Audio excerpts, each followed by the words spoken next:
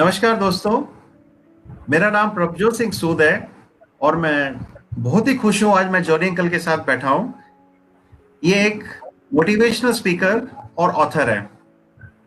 आज हम एक बहुत ही इंटरेस्टिंग मुद्दे पे चर्चा करने जा रहे हैं, importance of self esteem, how and why I should love my self और हाई सेल्फ एस्टीम।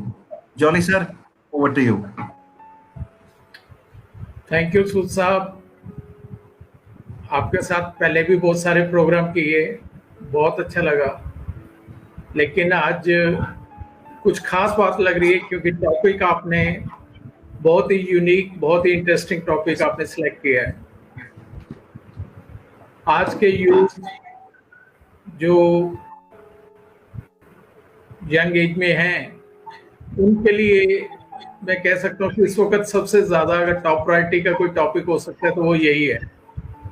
हम हर टॉपिक पे बात करते हैं, लेकिन इस तरह के जो सेंसिटिव टॉपिक हैं नॉर्मली उसके बारे में पढ़ने को, सुनने को नहीं मिलता। तो अपनी बात शुरू करने से पहले मैं 2 लाइन कहना चाहूंगा कि खुश रहना हो तो अपनी फितरत में एक बात शुमार कर लो।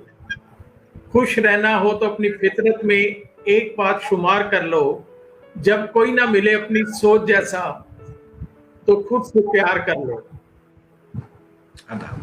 कितनी बढ़िया बात बताई। हम दूसरों को बचपन से दूसरों की तरफ देखते हैं, दूसरों को प्यार देने की, प्यार लेने की बात करते हैं, लेकिन इस बात पे कभी विचार नहीं करते कि जो चीज हमारे पास है या नहीं है या बहुत कम क्वांटिटी में है, वो हम दूसरों को कैसे देंगे। क्या हमने प्यार को एंजॉय किया है? क्या हमारे पास प्यार की सारी डेफिनेशंस, प्यार क्या होता है, प्यार के मायने क्या होते हैं, क्या हमने इसको जाना, समझा है? हम में से अधिकतर लोग जो हैं वो इतनी डिटेल में नहीं जाते। स्पेशली इंडिया, एशियन कंट्रीज में जो ट्रेंड है वो यही है कि जैसे हम टीनेजर में जो एज शुरू होती है तो वहाँ पे जो भी हमारे फ्रेंड्स होते हैं, एक फिजिकल अट्रैक्शन होती है, तो वहां पे सबसे पहले ये वर्ड सुनाई देते हैं, आई लव यू। लेकिन क्या हमने कभी खुद को 40 साल, 50 साल, मेरे पास बहुत सारे लोग आते हैं, उनसे मैं पूछता हूं कि क्या कभी ये वर्ड आपने अपने लिए भी कहे हैं? अपने परिवार को लास्ट आपने ये वर्ड कब कहे थे? अपनी वाइफ को, अपने हस्बैंड को आपने ये कब कहे थे? हमारे जो छोटे बच्चे हैं उनका माइंड सेटअप ऐसा बन चुका है कि जिस दिन उनको कोई चीज चाहिए, जिस दिन उनको कोई पेरेंट से, मम्मी पापा से कोई काम होता है, तो उस दिन उनको ये 3 वर्ड याद आ जाते हैं, ममा आई लव यू, पापा आई लव यू। जिस दिन रिपोर्ट कार्ड आता है स्कूल में, थोड़े मार्क्स कम होते हैं, उस दिन पहले वो बच्चे थोड़ा प्यार जताएंगे, भी डांट तो पड़नी है, थोड़ी कम पड़े, तो उस दिन उनको वो प्यार याद आ जाता है। तो प्यार किसी दूसरे को करने से पहले हमें खुद से करना है। असल में हमारी सोच इस तरह की बन चुकी है कि हम अपनी ओर देखते ही नहीं, पहली चीज। दूसरी चीज, अगर देखते हैं तो सिर्फ हम अपनी कमियां देखते हैं। उससे क्या है, निराशा पैदा होती है हमारे मन में। कमियां इन ए सेंस, किसी फिल्म स्टार को देखते हैं, कोई मूवी आती है उसको देखते हैं और हम उसके साथ कंपैरिजन करना शुरू कर देते हैं। लड़के सलमान खान, शाहरुख खान, इनको देखते हैं। इसी तरह लड़कियां जो ब्यूटीफुल हीरोइंस हैं उनकी तरफ देखना शुरू कर देती हैं, वैसा बनने की कोशिश करती हैं। हजारों रुपए, लाखों रुपए आजकल वो मेकअप पे और दूसरी चीजों पे बेकार कर देते हैं। भगवान ने जो कुछ हमें बना के भेजा है, जो हमारी स्किन का कलर है, जैसे हमारे बाल हैं। अब मुझे बहुत सारे लोग कहते हैं कि आपकी दाढ़ी सफेद हो गई, आप काली कर लो। सारे लोग डाई करते हैं, आप काली कर लो, क्या फर्क पड़ता है? तो मैं उन्हें कहता हूँ काली करने में तो 10 मिनट लगेंगे, वो डाई लेके आऊंगा 10 मिनट में काली हो जाएगी। व्हाइट करने में इसको 50 साल लगे हैं मुझे, तो वो 50 साल की मेहनत में 10 मिनट में बेकार कर दूं। तो जो चीज नेचर ने हमें दी है, दूर की बात, जो चीज नेचर ने हमें दी है, जैसी भी दी है, सबसे पहले हम उससे प्यार करें।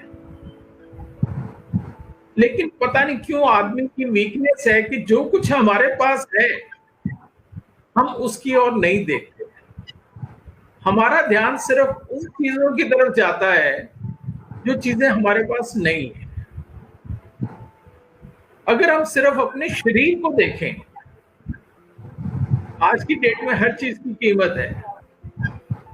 किडनी है, लीवर है, लाखों रुपए लोग देने को तैयार है कि आप अपनी एक किडनी हमें दे दो। एक आंख वो कहते हैं हमें दे दो, हम आपको 5 लाख 10 लाख रुपए दे देते हैं। एक आंख से आप देख लेना, एक आंख से हमारा मरीज देख लेगा। क्या कोई आदमी देने को तैयार है? No sir. इतनी अनमोल चीजें भगवान ने जो दी है, उनसे प्यार करना तो बड़ी दूर की बात, उनकी तरफ कभी देखते ही नहीं।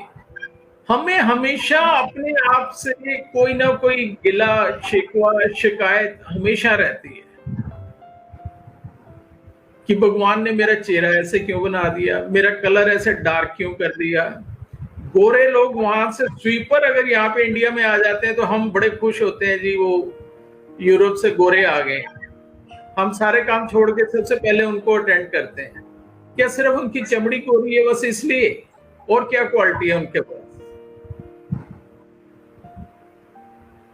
हमें चाहिए कि अगर हमें मान सम्मान सोसाइटी में मिले, इज्जत मिले, तो सबसे पहले हमें खुद अपने से प्यार करना होगा, खुद अपनी इज्जत बनानी होगी, खुद अपनी इज्जत करनी होगी। ये चीजें तभी पॉसिबल हैं जब हमारे अंदर एक कॉन्फिडेंस हो। जब तक आपने बहुत बढ़िया बात बोली। जो हमें कुदरत ने दिया है, कितनी अनमोल चीजें दी हैं। आई थिंक पहला मोस्ट इंपॉर्टेंट लर्निंग, हम उसकी रिस्पेक्ट करें और उससे प्यार करें। जी हाँ जी, आगे सर। क्योंकि जो कुदरत का एक एक तोहफा है, उसकी कोई कीमत नहीं लगाई जा सकती। आज दुनिया की साइंस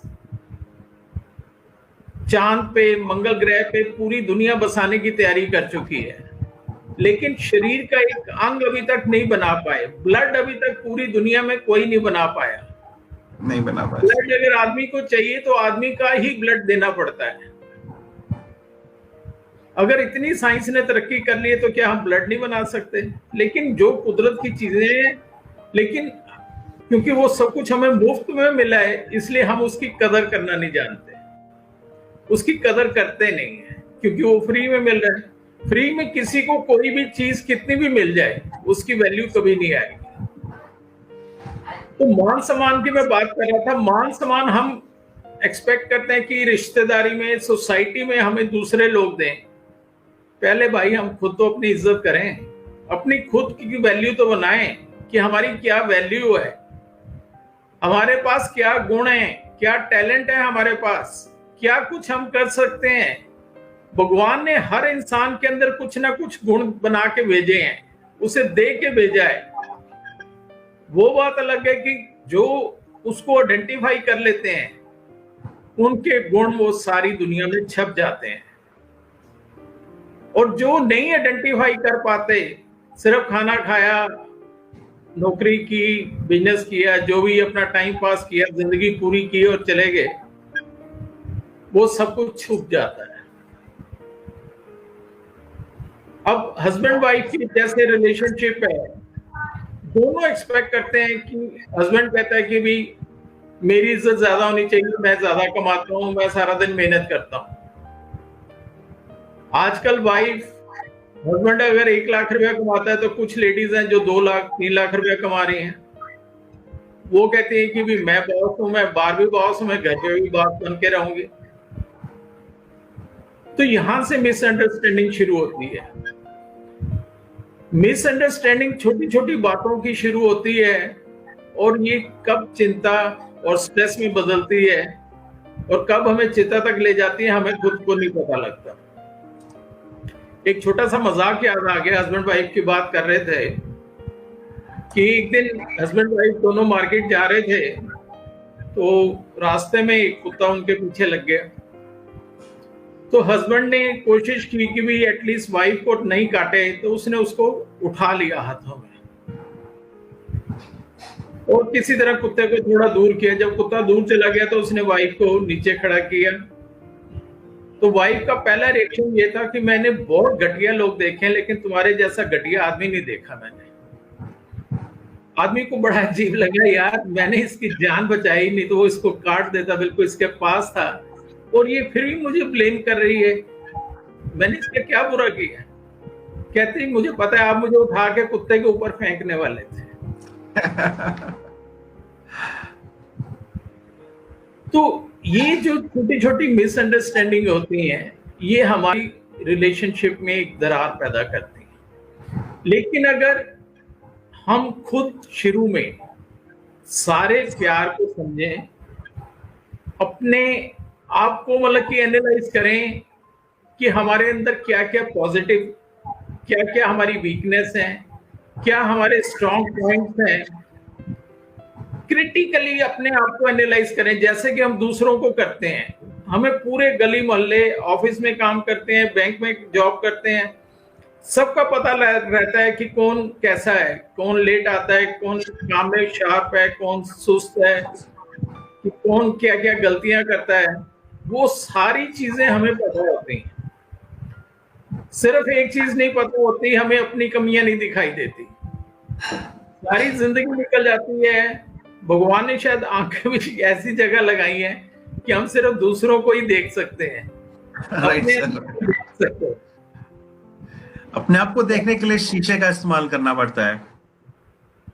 शीशा बिल्कुल सच बोलता है, सबसे कमजोर होता है शीशा। जरा सी ठोकर लगे तो चकनाचूर हो जाता है बेचारा, लेकिन सिर्फ एक शीशे में हिम्मत है जो आपकी सच्चाई आपके सामने रख देता है। शीशे की बात की आपने, मुझे एक और बहुत अच्छी बात याद आ गई कि पूरी दुनिया में शीशा सिर्फ एक ऐसा है, जब आप अदरवाइज दुखी होते हैं, परेशान होते हैं, तो दुनिया वाले हमारे पे हंसते हैं, हमारा मजाक करते हैं। शीशा कभी भी हमारे दुख तकलीफ में रोता, मजाक नहीं करेगा, वो हमारे साथ वैसा ही खड़ा होता है जैसे हम होते हैं। दुनिया वालों को आज पता लग जाए कि इनकी ये जरा सी वीकनेस है, इनको ये दुख तकलीफ है, उस टाइम तो ठीक है कि वो थोड़ी सी एक्टिंग करेंगे, लेकिन बाद में सबसे ज्यादा मजाक आपका उसी बात को लेके बनाएंगे, उसी बात को लेके आपकी टांग खींचेंगे। आज जो है वो इस तरह से, तो हमें अपने आप को time to time self analysis करते रहना चाहिए, जिससे कि हमारा कॉन्फिडेंस बना रहे। लोग हमें अक्सर कह देते हैं कि तुम्हारे से ये नहीं होगा, ये तुम्हारे बस का नहीं है, वो हमें डाउन करते हैं। जब भी हम तरक्की की रास्ते पे जरा सा आगे बढ़ने की कोशिश करते हैं तो टांग खींचने के लिए तैयार हो जाते हैं। दुख तकलीफ होगी तो वो कहते हैं कि हम मदद के लिए हैं। यार अगर तुम मदद के लिए हो तो फिर तो दुख तकलीफ आनी नहीं चाहिए मेरे पास। तो इन चीजों को, ये जो सारी बातें मैंने अभी तक की, अब यहाँ पे सवाल ये उठता है कि इसको करें कैसे, अपने आप से प्यार करें तो करें कैसे, क्योंकि हमारे नेचर में ऐसा है, आम आदमी का स्वभाव ऐसा है कि हम पीछे की जो बातें हैं उसको साथ लेके चलते हैं, उसको कभी छोड़ते नहीं। अब सफर चाहे ट्रेन का हो, जिंदगी का हो या कोई भी, जहां हमारे पास अननेसेसरी एक्स्ट्रा बोझ होगा, वो सफर मुश्किल हो जाता है। तो यहाँ पे हमें देखने की जरूरत ये होती है कि जो टाइम निकल चुका है उसने हमें और कुछ नहीं देना, सिर्फ एक्सपीरियंस के। तो हमें कोशिश करके सिर्फ वहां से एक्सपीरियंस लेना है, जो बेस्ट एक्सपीरियंस उसमें से हम यूज कर सकते हैं उसको अपने पास रख के बाकी बातों को छोड़ दें। लेकिन हम असल में ऐसा करते नहीं। लोग 10 साल 20 साल पुरानी बात याद रखेंगे, कभी मौका मिलेगा, कभी कहीं गेट टुगेदर में कोई पुराना रिश्तेदार मिल जाएगा, इसने मुझे 20 साल पहले ऐसे कहा था, मैं इसके घर गया था तो इसने मुझे अच्छे से ट्रीट नहीं किया था। यार उस बात का आज क्या मतलब है? 20 साल से अगर आप उस चीज को दिमाग में लेके चल रहे हो तो हम अपना नुकसान कर रहे हैं, उसको तो याद भी नहीं होगा। हम अपनी क्रिएटिविटी, प्रोडक्टिविटी जो इतने टाइम में बढ़ा सकते थे, हम उन बातों को बोझ उठाते उठाते उसी में उलझ के रह गए, हम उसको ठीक नहीं कर पाए। तो इसके लिए मैं सबसे रिक्वेस्ट करूंगा, जो भी मेरे दोस्त इस वीडियो को देखेंगे, जो सुन रहे हैं, कि अपनी मैक्सिमम एनर्जी, अपना सारा ध्यान प्रेजेंट में लगाने की कोशिश करो। थोड़ी सी प्रैक्टिस की जरूरत है, अभ्यास से हर चीज ठीक हो जाती है। तो सिर्फ हम अगर प्रेजेंट में ध्यान लगाते हैं तो फिर पास की तरफ जो परेशानियां हमें धकेलती हैं उनसे हम बच सकते हैं। सर आप थोड़े से कोई सीक्रेट टिप्स बताना चाहेंगे, हाउ टू बी माइंडफुल, और कैसे हम प्रेजेंट मोमेंट के पलों में जिए और खुश रहें? मैं उस पर भी आगे बात करता हूं, क्योंकि ये जो छोटी छोटी बातें हैं ये चिंता से शुरू होती हैं, तो फिर माइंड में टेंशन क्रिएट करती हैं, धीरे धीरे ये स्ट्रेस को लेवल को बढ़ाना शुरू करती हैं और डिप्रेशन में हमें ले जाती हैं। और डिप्रेशन कब चिता तक पहुंचा देता है आम आदमी को पता भी नहीं लगता। अभी आपने वो रिसेंटली एक हीरो जो फिल्म का था जिसने सुसाइड किया है, तो उसके पास किसी चीज की कमी नहीं थी। पैसा भी, घर उसने लिया, बंगलो अपने लिए, अकेला लड़का था, तो शायद 20 करोड़ रुपए का, वो पुलिस वाले उस दिन टीवी में बता रहे थे कि 20 करोड़ का बंगला लिया उसने, और चांद पे भी उसने एक प्लॉट लिया, कोई पता नहीं, वो भी बता रहे थे टीवी वाले। बैंक बैलेंस भी करोड़ों में है, यंग एज है, अभी पूरी जिंदगी सामने पड़ी थी, लेकिन इंटरनली वीक होने के कारण वो ये सारे प्रेशर नहीं झेल सका और उसने सुसाइड कर लिया।